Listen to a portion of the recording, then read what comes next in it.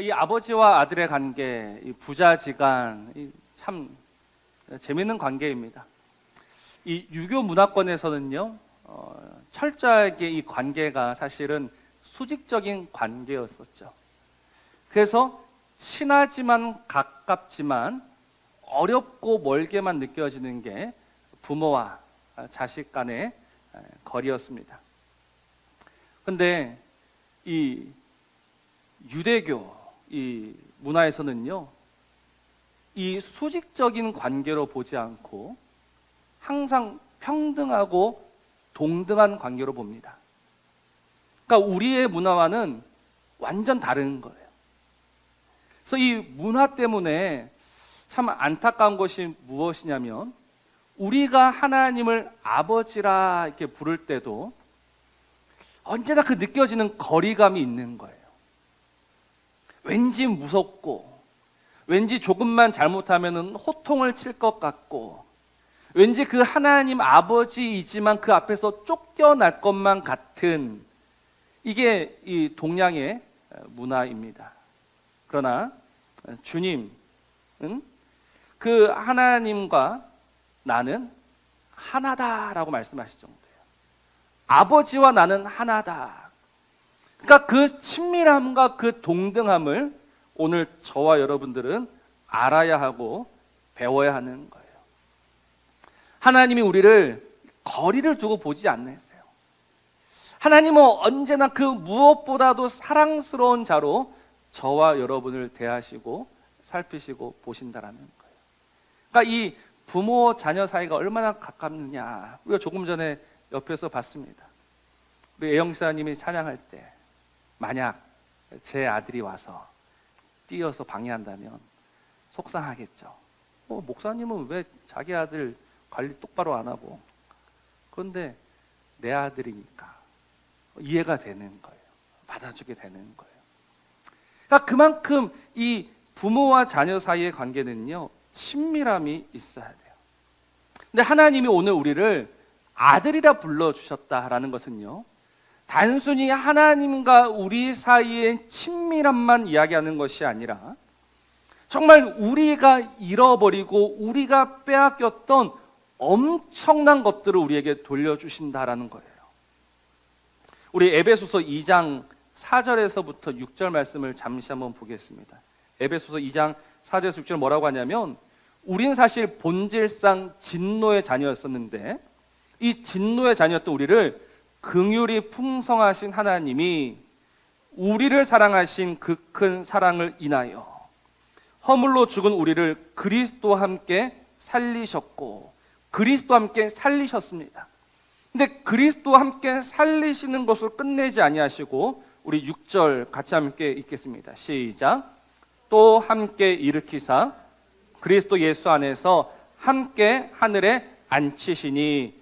아멘. 죽은 우리를 살리셨어요. 일으키셨어요. 그리고 우리를 어떻게 하셨다고요? 함께 하늘에 앉혀주셨다. 어디 앉았다고요? 하늘에 앉은 거예요. 여러분, 이 하늘이 그냥 구름 떠 있는 하늘을 말하겠습니까? 아니죠. 이 하늘은 사도행전 7장에 잘 나와요. 사도행전 7장 55절 말씀 보면요, 스데반이 성령 충만하여 하늘을 우러러 주목하여 하나님의 영광과 및 예수께서 하나님 우편에 서신 것을 보고 말하되, 보라, 하늘이 열리고 인자가 하나님 우편에 서신 것을 보노라 라고 이야기합니다. 그 하늘은 어떤 곳이냐? 하나님의 영광이 있는 곳이에요.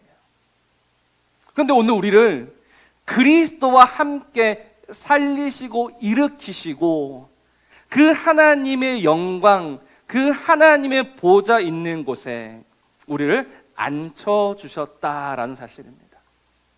여러분, 오늘 이 사실이 참 놀랍지 않습니까? 우리가 그냥 다시 살았어 이 정도가 아니라 우리가 다시 그 하나님의 영광의 보좌에 함께 앉힌 바 되었다라는 이 사실을 우리는 정말 귀하게 감사하게 생각하며 살아가야 해요. 그런데 문제가 있습니다. 그 하늘의 영광의 보좌에 앉았는데 감사하죠. 감사해요. 그런데 그렇게 크게 와닿지가 않아요. 그렇게 크게 기쁘지가 않아요. 여러분, 우리 한번 정직해졌으면 좋겠어요. 여러분들은 이제 살아서 그리스도와 함께 하늘에 안침바 되었습니다라는 이 소식이 반갑습니까? 아니면 지나는 어떤 사람이 그냥 우리한테 돈 10만 원 주는 게 더 반갑습니까? 어떤 게 더 좋아요? 그냥 옆에 지나가던 사람이 뭐 기분이 좋은 일이 있었나 보죠. 그래서 갑자기 지갑을 열어서 돈 10만 원 꺼내서 줍니다. 그리고 잘 쓰세요 하고 가는 거예요. 그럼 그게 좋아요? 아니면은 함께 하늘에 안침받은 게 좋아요? 저부터 이야기 드릴까요? 우리는 함께 하늘에 안침받은 게 좋죠. 나쁘지 않아요. 근데 그게 와닿지는 않아요.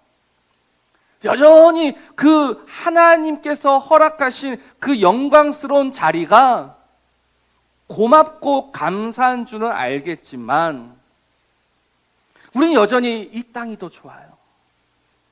하나님 이 땅에서 무언가 우리에게 주셨으면 좋겠어요.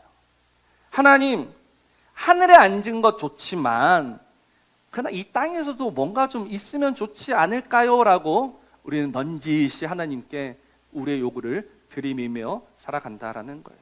어떻습니까? 하나님이 우리의 그 속내를 보시고 그래 어쩔 수 없구나 하시면서 이 땅의 것으로 우리를 만족시키시겠습니까? 아니면 다시 저 하늘의 것으로 우리를 채워가시겠습니까? 우리 하나님이 적당히 타협하시고 이 땅의 좋은 것으로 우리를 채워주시면 좋겠지만 우리 하나님은요 하늘의 좋은 것으로 영원한 것으로 참된 것으로 오늘 우리를 부르고 계신다라는 사실입니다. 그래서 오늘 그 하나님이 어떻게 하십니까? 우리 안에서 오늘도 증언하고 계시는 거예요. 뭐 하고 계신다고요? 증언하고 계신다고요. 제가 이 말씀을 보면서 참 송구했습니다. 하나님이 증언하신다. 16절에 성령이 친히 우리의 영과 더불어 우리가 하나님의 자녀인 것을 증언하신다. 사실 우리 하나님을 일방적으로 선포하시면 돼요. 그런데 그렇게 하지 아니하세요. 우리의 영과 더불어 증언하세요. 이게 무슨 의미냐면 오늘 우리의 영을 항복시키고 계시는 거예요. 친히 우리 안에서 말할 수 없는 탄식으로 우리를 위하여 간구하시면서 우리의 영을 설득시키고 계신다니까요. 네가 하나님의 자녀로서 살아가는 것이 그 자녀가 뭐라고 합니까? 오늘 상속자 하늘의 것을 그대로 물려받는 것이 얼마나 좋으며 얼마나 귀하며 얼마나 감사한 것인지 오늘도 우리 안에서 우리에게 끊임없이 말씀하시는 분이 성령 하나님이십니다. 그런데 문제가 있습니다. 그 하나님이 친히 우리 안에서 증언하시는데 그 증언을 듣는 이가 없어요. 그 하나님의 증언 앞에 무릎 꿇는 이가 없어요. 오늘도 그 하나님의 증언을 거절하면서 거부하면서 하나님 꼭 그래야만 합니까? 라는 말로 대꾸하며 살아가는 게 오늘 저와 여러분이라는 거예요. 그래서 하나님은 오늘 우리에게 놀라운 선물을 주십니다. 그 하나님의 증언을 듣게 하시려고 그 하나님의 증언 앞에 무릎 꿇어서 그 성령과 더불어서 맞습니다. 하나님 저 하늘의 상속자가 된 것이 나의 기쁨입니다라는 이 고백을 우리에게 받아내시기 위해 우리 하나님께서 우리에게 주신 선물이 있습니다. 두 가지가 있는데요. 첫 번째는 우리가 제일 싫어하는 뭐죠? 고난입니다. 고난. 이제는 척하면 척입니다. 하나님 우리에게 뭘 주신다고요? 고난을 주십니다. 여러분 이 고난이라는 말을 들을 때 그냥 고난 단순히 배고픈 것, 추운 것 이 정도로 생각하시면 안 돼요. 고난이라는 게 무엇입니까? 고난이라는 것을 우리 오늘 18절이 잘 가르쳐 줍니다. 18절 같이 한번 읽어볼까요? 시작. 생각하건대 현재의 고난은 장차 우리에게 나타날 영광과 비교할 수 없도다. 아멘. 고난이라는 것은 무엇이냐? 장차 우리에게 나타날 영광을 보여주고 가르쳐 주는 것이 고난입니다. 우리에게 임할 그 하나님의 영광이 얼마나 귀한 것인지, 얼마나 가치 있는 것인지 무엇이 가르쳐 준다고요? 고난이 가르쳐 주는 거예요. 그러니까 고난이라는 것은 무엇이냐면 결국 내가 가진, 내가 원했던 그 모든 것들이 무가치하다라는 것을 증언하는 것이 고난입니다. 고난은 무엇이냐? 우리가 그토록 바라던 것들이 아무것도 아니었음을 증명하는 것이 고난입니다. 그래서 저는 오늘 고난을 우리의 연약, 우리의 한계라고 정의하고 싶어요. 고난이 뭐라고요? 우리의 한계입니다. 그렇습니다. 우리는 늘 한계 속에서 살아갑니다. 어떻게든 우리 안에 있는 이 연약, 이 한계를 극복해 보기 위해서 우리는 애를 쓰며 살아가고 있죠. 그럼 점점 이 한계가 극복되는 것처럼 보여요. 제가 경북 봉화에 우연히 한번 갈 일이 있었습니다. 봉화에 가면 뭐가 있냐면 백두대간 수목원이라는 게 있어요. 근데 이게 좀 특별한 곳인데 전 세계에서 단 2곳인 씨앗 저장고가 있는 곳이에요. 처음 알았습니다. 하나는 노르웨이에 있고 하나는 우리나라에 있는데 그게 경북 봉화에 있대요. 이 씨앗 저장고는요 절대 그 누가 와도 열어주지 않는 곳입니다. 왜? 혹시 그 어떤 끔찍한 재난 속에서 우리가 살아남으려면 씨앗을 저장해야 되는데 노르웨이에는 그 종자를 보관하고 있고 우리나라에는 야생식물의 그 씨앗을 보관하고 있더라고요. 그래서 우리가 어떻게든 살아남아 보자, 무슨 일이 있어도 우리가 살아남아 보자라고 해서 사람들은 땅속 깊은 곳에 그런 것들을 만들며 살아갑니다. 그러나 오늘 우리는 알죠. 우리가 아무리 우리의 인생에 대해서 이 일을 준비하고 저 일을 준비하며 살아가지만 우리가 가지고 있는 그 연약과 한계를 극복하며 살아가고 있지만 그러나 여러분 인생은 반드시 그 한계 앞에 마주하게 될 때가 있어요. 그 한계 앞에 설 때가 있어요. 더 이상 그 앞에서 오도 가도 어떻게 할 수 없는 그 순간을 모든 인생은 마주하게 된다는 거예요. 그게 뭐죠? 죽음입니다. 세상은 죽음이 없다라고 하지만 여러분, 우리는 지금도 그 죽음이라는 한계 앞에서 결국은 모든 사람이 절망하게 됩니다. 우리가 가지고 있던 일만의 가능성, 그것이 다 끊어지고 사라진 그 자리, 우린 바로 그 죽음 앞에 서게 되는 거예요. 근데 죽음 앞에 서야지만 무엇이 들리느냐? 하나님의 음성이 들리는 거예요. 어떤 음성이 들립니까? 너는 나의 자녀고 너는 나의 상속자다라는 음성이 비로소 들려오기 시작합니다. 하나님, 오늘 그 고난 없이, 그 죽음 없이 그 하나님의 음성을 듣고 싶습니다. 그렇죠? 듣고 싶죠. 그러나 만약 그럴 수 있을 것 같았더라면 하나님이 굳이 이 고난을 우리에게 주실 이유도 없어요. 왜 모든 인생이 결국 그 죽음 앞에 서게 되느냐? 그 죽음 앞에 서야 우리가 가지고 있던 것들이 정말 아무것도 아니었구나라는 것을 뼈저리게 깨달을 수 있거든요. 여러분, 우리 손에는 생각보다 많은 것들이 쥐어져 있습니다. 왜 많은 것들을 쥐며 살아갑니까? 그게 가치 있으니까. 그게 쓰레기로 여겨지지 않으니까. 그게 배설물로 여겨지지 않으니까. 그게 나를 살릴 거라고 믿으니까. 이게 없으면 나는 죽을 거라고 믿으니까. 근데 여전히 그게 내 손에 들려 있는데도 우리는 결국 죽음 앞에 선다니까요. 그 죽음 앞에서 내 손에 있던 것들이 한낱 쓰레기였음을, 배설물이었음을 보게 되는 거예요. 그러면서 결국 그 고난 앞에서 우리는 영원하고 참된 것을 구하게 됩니다. 그것이 하나님께서 모든 인생에게 정하신 바입니다.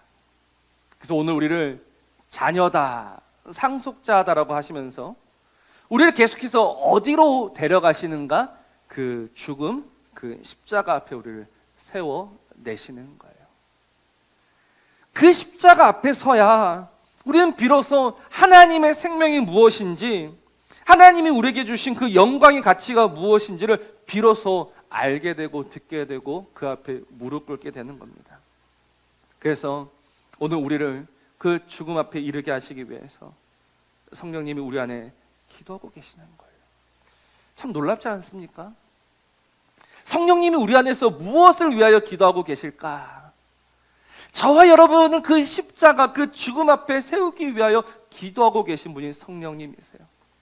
우리가 우리 의지로 갈 수 있지 못해요. 우리는 십자가를 거절하며 살아가죠. 그러나 우리 안에서 우리와 더불어 그 십자가, 그 죽음이야말로 내가 너에게 주는 영광이고 자녀됨이고 상속자고 가장 귀한 것이고 영원한 것이고 참된 것이야. 그렇게 오늘 우리를 부르시면서 설득하시면서 우리를 오늘 데려가고 계시는 중입니다. 혹시 지금 절망 앞에서 눈물 흘리고 계신 분이 계십니까? 더 이상 소망이 없다라고 모든 것을 포기하고 싶으신 분이 계십니까? 오늘 그분에게 정말 이 하나님의 음성이 들려지기를 주의 이름으로 축복합니다.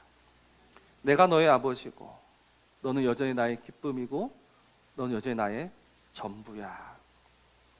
그래서 오늘 그 하나님이 우리를 그 사랑으로 데려가고 계시니, 하나님, 비록 그 순간이 아프고 힘들고 괴롭지만 그냥 묵묵히 그 시간들을 잘 견뎌갈 수 있도록 도와주옵소서.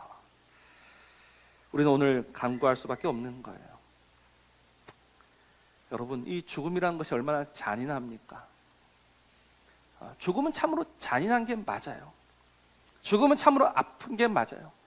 죽음은 우리를 해체하고 찢어버리고 우리를 진짜 다 분쇄해버립니다. 그 죽음 앞에서 우리는 이거는 정말 아니다 싶은 고백이 툭툭 튀어나와요. 그러나 세상은 그 죽음 앞에서 하나님을 원망하며 그렇게 그 죽음을 죽음으로 끝내지만, 우리는 오히려 그 죽음 앞에서 비로소 하나님이 누구이신지 알게 되고 영원한 것을 보게 되고 참된 것을 보게 되고, 그래서 다시 기쁨으로 감사로 그 죽음 앞에 서게 되는 거예요. 제가 지난번 우리 욥에 대해서 말씀드린 적이 있습니다. 욥이 티끌과 재 가운데 앉아서 위로를 받고 있어요. 욥이 지금 티끌이 되어버렸고 재가 되어버렸어요. 부서졌어요. 근데 우리는 생각하기를 하나님이 그 욥을 다시 이렇게 막 일으켜 주셔야지만 회복인 줄 알았는데, 욥이 티끌인데 재가 되었는데 먼지가 되었는데도 하나님 나는 괜찮아요 라고 고백하고 있는 거예요. 왜 욥이 그런 고백을 할까요? 하나님을 알게 됐거든요.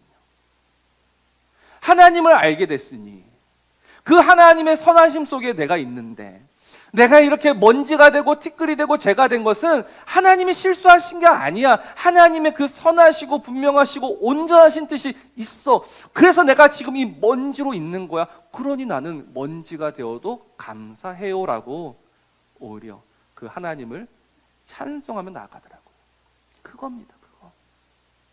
우리는 우리가 번듯하게 서야지만 하나님께 영광이 될 줄 알았는데, 오히려 그 죽음 앞에서 그 초라함 속에서 하나님, 이제야 내가 나를 향한 하나님의 뜻을 깨달아 알았습니다라는 이 고백 하나가 여러분 우리 하나님을 영화롭게 하는 겁니다. 그러니 정말 그 고백, 저와 여러분의 고백 되기를 주의 이름으로 축복합니다. 어려워요. 정말 어렵습니다.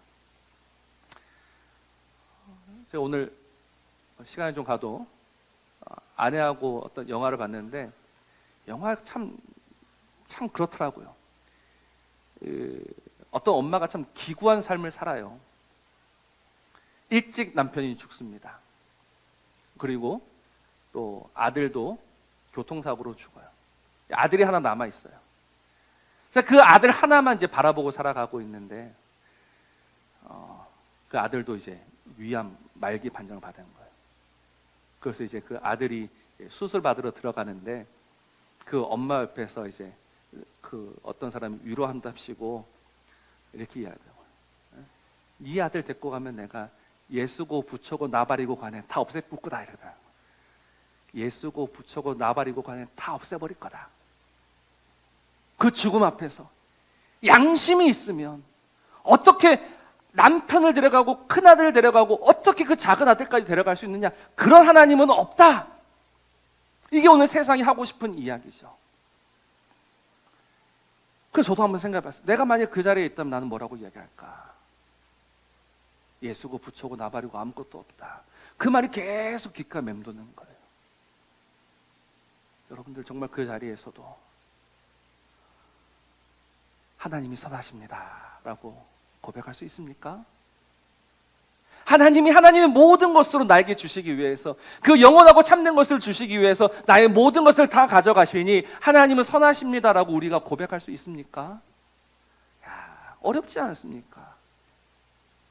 그래서 성령님이 우리 안에서 우리를 위하여 탄식하고 계시고 우리를 위해서 간구하고 계시고 때로는 피할 길도 주시면서 기다려 주시면서 인내해 주시면서 오늘 우리를 그 자리로 조금씩 데려가고 계시는 중입니다.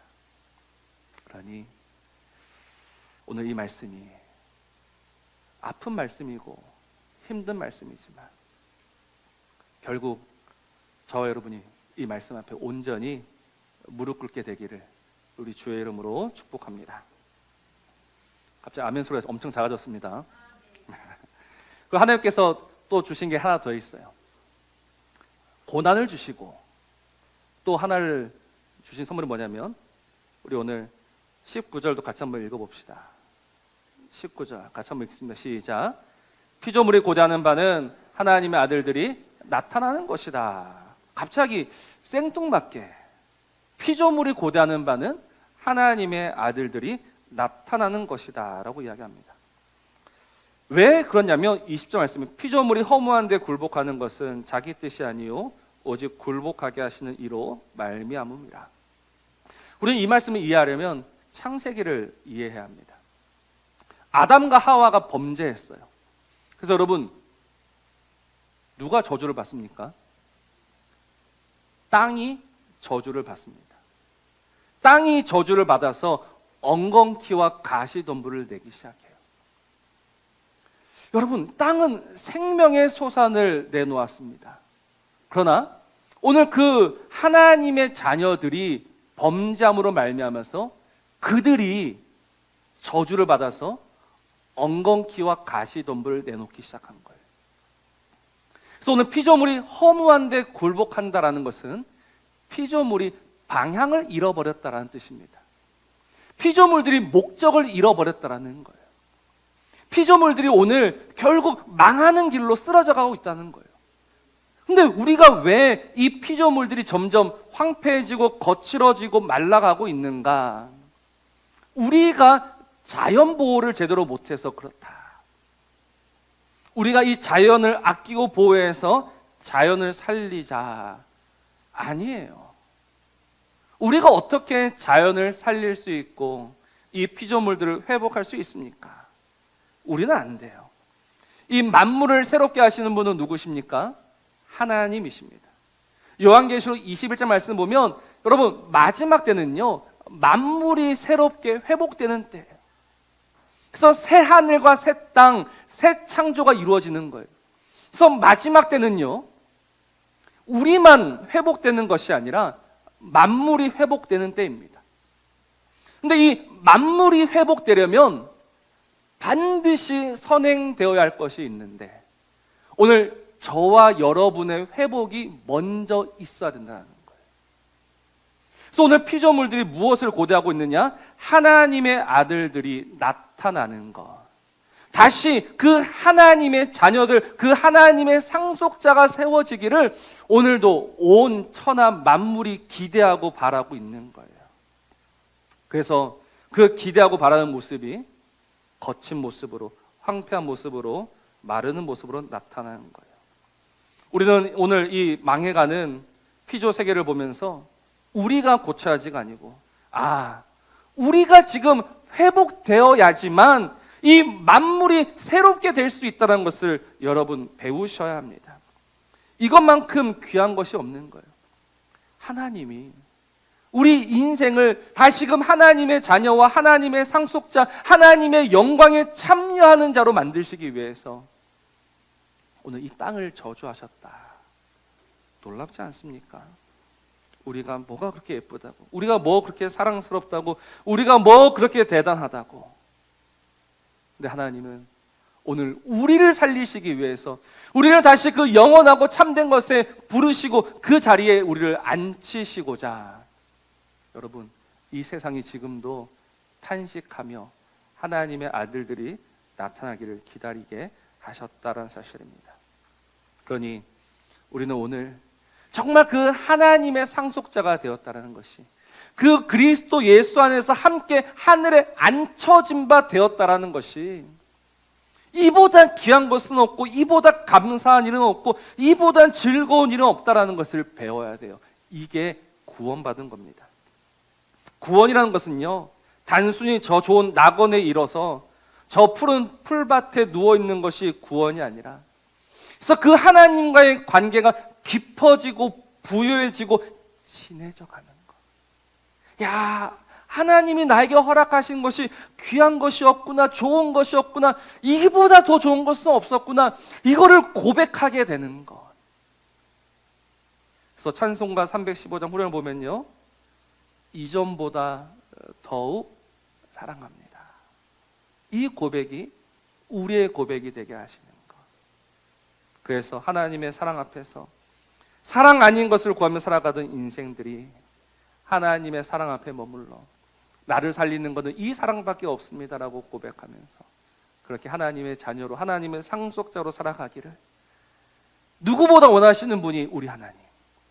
그래서 우리 안에서 친히 우리와 더불어 증언하시고 온 천하 만물도 그 사실을 증언하고 있고, 그 증언을 받아들이는 우리도 함께 맞습니다라고 고백하면서 그 하나님의 아들, 하나님의 상속자로 살아가는 저와 여러분 되시기를 주의 이름으로 축복합니다.